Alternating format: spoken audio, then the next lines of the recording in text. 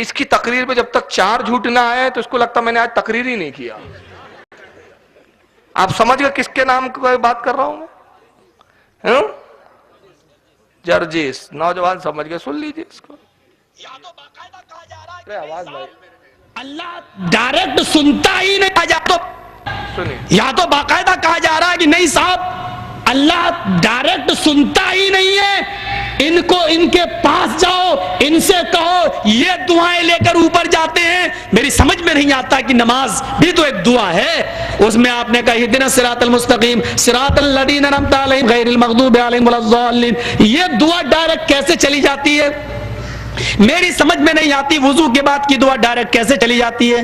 ان ساری دعاؤں پر تو کبھی آپ یہ نہیں کہتے کہ بابا میری دعا لے کر اوپر جاؤ. صرف بیٹا بیٹی کا معاملہ آتا تو آپ کہتے ہیں کہ بابا میری دعا اوپر تک لے جاؤ, اللہ سے قبول کروا دو, اللہ کو منا لو, اللہ اس کو راضی کر دو. اب جھوٹ کیا کہا ہے اس نے؟ جھوٹ سمجھ میں آیا آپ کے؟ یہاں تو ڈائریکٹ کہا جاتا ہے, سنیوں کے لیے کہہ رہا ہے کہ سنی لوگ تو ڈائریکٹ کہتے ہیں کہ اللہ ڈائریکٹ سنتا ہی نہیں. اب کس مولانا نے ہمارے کہا کہ اللہ ڈائریکٹ نہیں سنتا؟ کتنا بڑا جھوٹا ہے. ہمارے کسی عالم کا, ہمارے کسی عوام میں کسی کا یہ عقیدہ نہیں کہ اللہ ڈائریکٹ نہیں سنتا. ہمارا عقیدہ یہ ہے کہ اللہ سنتا ہے, مگر ہمارے گناہگار ہاتھ اس قابل نہیں کہ اس کی بارگاہ میں اٹھے. ہمارے اعمال اس قابل نہیں کہ ان اعمالوں کی وجہ سے امید ہو کہ وہ ہمارے گناہوں کو بخش دے, مگر درمیان میں ایک نیک کا وسیلہ آ جائے تو اللہ سے پھر پوری امید ہو جاتی ہے کہ اس نیک کے وسیلے کی وجہ سے ہمیں بخش دے. سبحان اللہ, سبحان. وسیلے کا مقصد یہ ہے. اور دوسرا جھوٹ کیا کہا میری سمجھ میں نہیں آتا. میں نے کہا چلو یہ بات تو سنے, سچ کہا. وہابیوں کے بہت کچھ سمجھ میں نہیں آتا, یہ بات تو صحیح ہے, میری سمجھ میں نہیں آتا. سورہ فاتحہ آپ پڑھتے اہدنا الصراط المستقیم کہتے یہ ڈائریکٹ پہنچ جاتی ہے, نماز ڈائریکٹ پہنچ جاتی ہے, مگر جب بیٹا بیٹی کی بات آتی ہے تو آپ کہتے ہیں بزرگوں کے پاس جاتے ہیں, اولیاء سے کہتے ہیں بیٹا دلا دو, بیٹی دلا دو. نماز جب ڈائریکٹ پہنچ جاتی ہے, یہ جاہل کا کوئی پوچھے کہ اول تو نماز بھی ڈائریکٹ نہیں پہنچتی, وہی فرشتے لے جاتے ہیں. اس کو یہ بھی نہیں پتا اعمال بھی لے جانے والے فرشتے ہیں. دوسرا یہ نماز بھی خود ایک وسیلہ ہے, یہ سورہ فاتحہ یہ بھی تو وسیلہ ہے. تو اللہ قادر تھا, کہتا بندے تجھے نماز پڑھنے کی بھی کیا ضرورت ہے, ویسی مانگ لے دے دوں گا. جی جی بے شک. تو نماز رکھ کر بھی تو وسیلہ ہی بتایا اس نے. ارے اس کی شان تو یہ کہتا ہے کہ نماز میں نے تجھے دی, ڈائریکٹ نہیں دی, درمیان میں نبی تھا. قرآن میں نے تجھے دیا, درمیان میں نبی تھا. اسلام میں نے تجھے دیا, درمیان میں نبی تھا. زکات میں نے تجھے دی, درمیان میں نبی تھا. حج تجھے دیا, درمیان میں نبی تھا. ارے جب میں رب ہو کر اپنے محبوب کے بغیر تجھے دیتا نہیں تو بندہ ہو کے ڈائریکٹ مجھ تک آنے کی بات کرتا. اللہ اکبر, سبحان اللہ. میں جو کچھ دیتا ہوں تو اپنے حبیب کو درمیان میں رکھتا ہوں. سبحان اللہ, سبحان اللہ.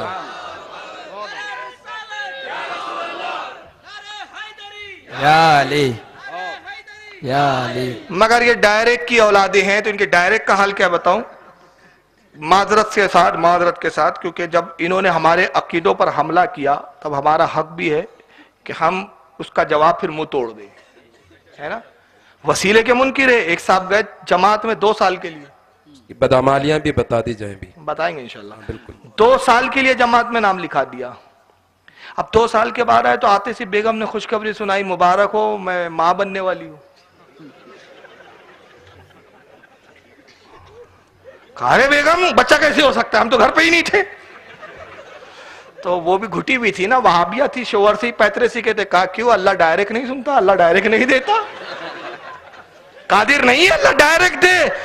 تو مجبور ہو کر اب بریلی والا عقیدہ بولنا پڑا, زبان دبا کے کہا بیگم ڈائریکٹ دینے پر قادر تو ہے لیکن وسیلہ بھی تو ضروری ہے. تو بیگم بھی گھٹی دکھا, توبہ کیجئے, وسیلہ مانگنا شرک ہے.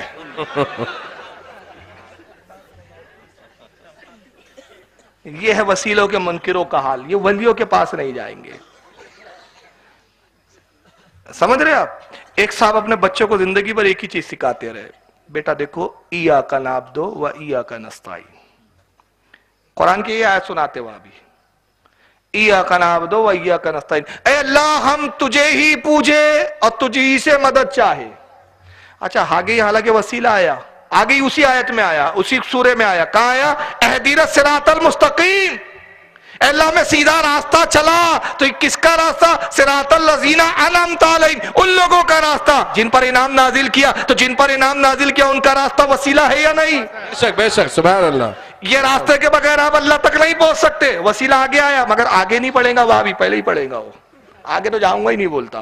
تو بولتا ایاک نعبد و ایاک نستعین، ہم تجھی سے مدد چاہے، تیری عبادت کرے، تجھی سے مدد چاہے. بیٹا دیکھو غیر اللہ سے مدد کبھی نہیں مانگنا، غیر اللہ سے مانگنا شرک ہے. ایاک نعبد و ایاک نستعین. اب بچے کو ساری زندگی یہی سکھایا. ایک دن بیٹے کو لے کر گھومنے پہنچے، بمبئی کی چوپاٹی پہ گئے، جناب جی چاہ تھوڑا سمندر میں نہا لیتے. نہانے لگے کہ لہر آئی، بڑے میں ڈبکی کھانے لگے. دیکھا بچنے کی امید نہیں تو وہیں سے آواز دی، بیٹا بچاؤ. تو بچے نے وہیں سے کہا ابو ایاک نعبد و ایاک نستعین. سبحان اللہ سبحان اللہ. اے کیا مثال. ہم تجھی سے مدد چاہے، تیری عبادت کرے. میں بھی تو غیر اللہ، مجھ سے کیوں مدد مانگ رہے ہو؟ شرک کر رہے ہو، مرتے مرتے شرک پہ مروں گے. مگر آئیے وسیلہ کتنا ضروری ہے. میں حدیث سے اس کو پیش کر رہا ہوں، بخاری شریف کی حدیث ہے. بے عشق محمد پڑھتے ہیں یہ بخاری، آتا ہے بخاری، ان کو بخاری نہیں آتی. صحیح بخاری کی حدیث، اللہ کے رسول تشریف لائے. عبداللہ ابن مسعود اس حدیث کے راوی کہا ہے عبداللہ سنو. صحابہ سے کہا سنو میں تمہیں بنی اسرائیل کی ایک حکایت سناتا ہوں. صحابہ بڑے متوجہ ہو کے بیٹھ گئے.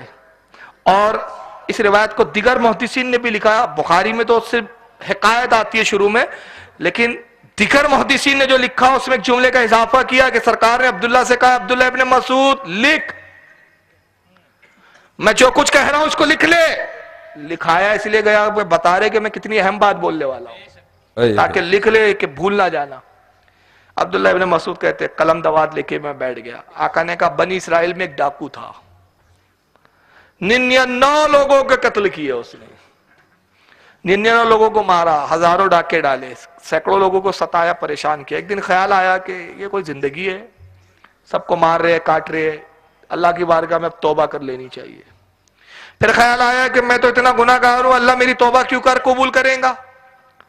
چلو توبہ کا راستہ معلوم کرنا چاہیے، کیسے توبہ قبول ہوں گی. آگے بڑھا، ایک راہب ملا.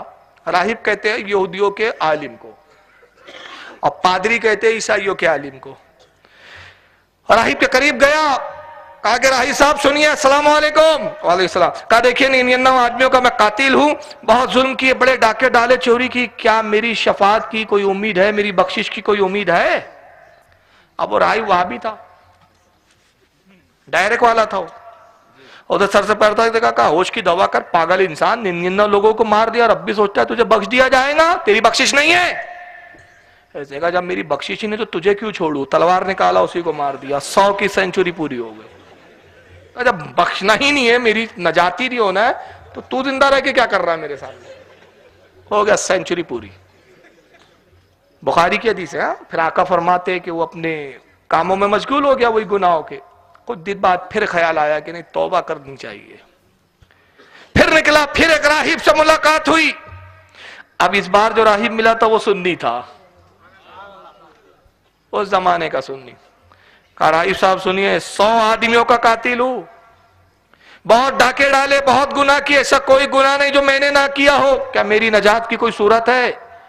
تو اس نے کہا دیکھو مایوس نہ ہو، رب تو فرماتا ہے کہ تو سمندر کے جھاگ کے برابر گناہ لے کر آیا تو اللہ اس سے زیادہ بڑھ کر رحمت لے کر تیری طرف آئے گا. سبحان اللہ سبحان اللہ. اس کی رحمت اس کے غضب پر غالب ہے، وہ بخش دیتا ہے. مگر سن، تو اتنا گناہ گار ہے کہ تیری دعا قبول نہیں ہوں گی، تو کسی ایک اللہ کے ولی کی بارگاہ میں جا، اس سے دعا کروا لے، سبحان اللہ اس ولی کا وسیلہ لے لے. کہا پھر اے راہب تو ہی بتا کس ولی کا بات جاؤں، میں تو جانتا نہیں ہوں، ڈاکو آدمی، میں کیا ولی اور عالم کو جانوں. کہا دیکھو فلاں پہاڑ کی چوٹی پر ایک وقت عابد و زاہد عالم بیٹھتا ہے، بہت بڑا ولی کامل ہے، اللہ اس کی دعاؤں کو رد نہیں کرتا. بنی اسرائیل اسی کے پاس جاتے ہیں دعائیں کرانے، تو بھی جا اس سے دعا کروا لے اپنے لیے. وہ اگر تیرے لیے ہاتھ اٹھا دے، تیری مغفرت کے لیے دعا کر دے، اللہ تعالیٰ اس کی دعا رد نہیں کرے گا، تجھے بخش دے گا. جا اس کی طرح. بڑا خوش ہوا ڈاکو، گھر آیا، غسل کیا، کپڑے تبدیل کیے، عطر وغیرہ لگایا، خوشبو سے معطر ہوا، وہ نکلا. آقا فرماتے ابھی چند قدم ہی بڑھا تھا، ٹھوکر لگی، گرا، روح قبض ہو گئی، انتقال ہو گیا. عالم کے پاس نہیں پہنچا، بزرگ کے پاس نہیں پہنچ سکا. فرشتے آ گئے جہنم کے، روح قبض کر رہے ہیں. روح کو ابھی لے جا ہی رہے تھے, گندے سے مخمل میں, گندے سے کپڑے میں لپیٹ رہے تھے.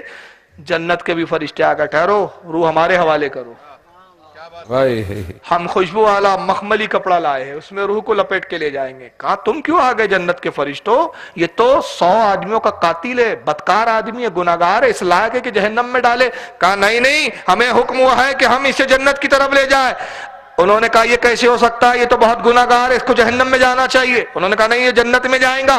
فرشتوں میں تنازع ہو گیا, اختلاف ہوا.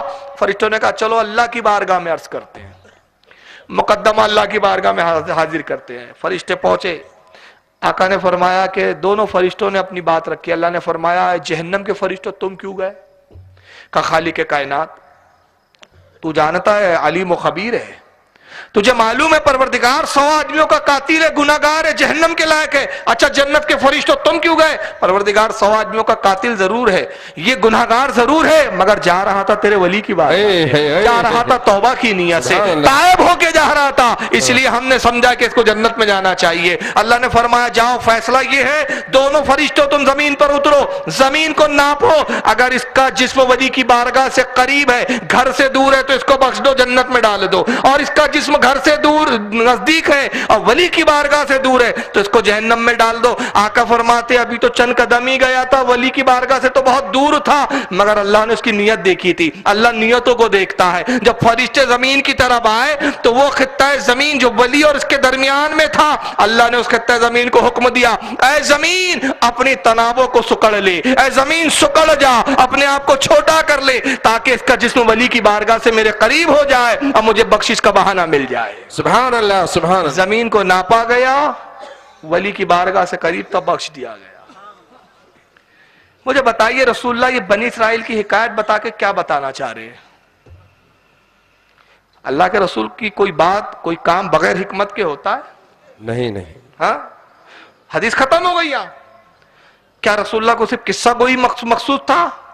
قصہ سنانا مقصد ہے؟ جی نہیں, نبی ان کاموں کے لیے نہیں آتا, اس کی ہر بات میں حکمت ہوتی ہے. رسول نے یہ حکایت اس لیے بتائی کہ بتایا کہ جب بنی اسرائیل کے ولی کی بارگاہ میں جانے کی کوئی نیت کرے پہنچے نہیں تو بخش دیا جاتا ہے, اور میری امت کے ولی کا کوئی دیدار کر لے, اس کی بارگاہ میں پہنچ جائے, تو وہ کیوں نہ بخشا جائے؟ نعرہ